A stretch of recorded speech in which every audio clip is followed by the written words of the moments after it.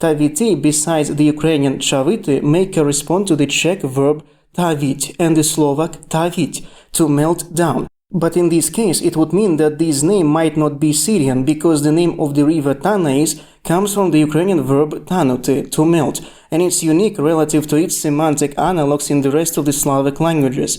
That Tanais is the same as melting, as in the melting river, is corroborated by Pliny the Elder's account. The Tanais itself is called by the natives the Silis, and the Mayotis the Timarunda, which means in their language the mother of the sea. There is also a town at the mouth of the Tanais. Pliny the Elder mentions the river Silis 2 times. The first time he writes that it was the river Tanais that was called Silin or Silis, but the second time that it was the river Yaxartes that was believed to be the Tanais by Alexander the Great and called Sulin or Sulis by the Syrians. The correct name for the river Tanais is Sulin Sulis, because in several Finnic languages, including Finnish, the adjective sula means molten, melted, thawed. Furthermore, the river Don is called today Don because in the Azerbaijani language, Don means frozen or frost, and in Turkish, frost. At the same time, Temarunda is spelled in the 1470 edition as Temerinda, which should mean, according to Pliny the Elder, the mother of the sea, and that's almost true.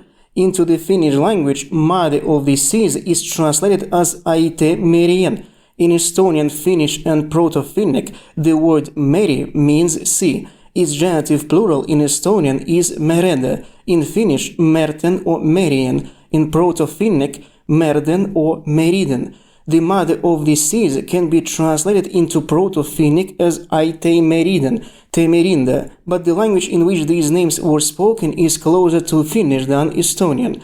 Roughly speaking, it seems to be the ancient Finnish language. Though I'm not stating that it's Proto-Finnic, the Proto-Finnic Aite is borrowed from the Proto-Germanic Aithi. It means that the ancestors of the Finns were neighbors of the Germanic speakers, but the present-day situation is the same. The Finns are still their neighbors. Thus, it's unlikely that the ancient Finns, along with the ancient Estonians, lived near the Sea of Azov and then migrated to their present-day homes.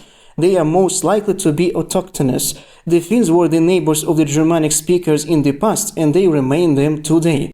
But why does Pliny the Elder, speaking of the Syrians, mention Finnish terms? Because in the days of Pliny the Elder and even earlier, the Finno-Ugric tribes peoples also were called Syrians. After Herodotus and probably after Alexander the Great, the knowledge about the northeastern borders of Syria significantly deteriorated. As a result of this deterioration, the Arctic Ocean received the name of the Syrian Ocean, and later, after the Turks appeared on the historical stage under the name of the Turks, some medieval authors associated them with the Syrians as well, as it can be seen, for instance, in history authored by Menandros Protictor from the 6th century of the Common Era.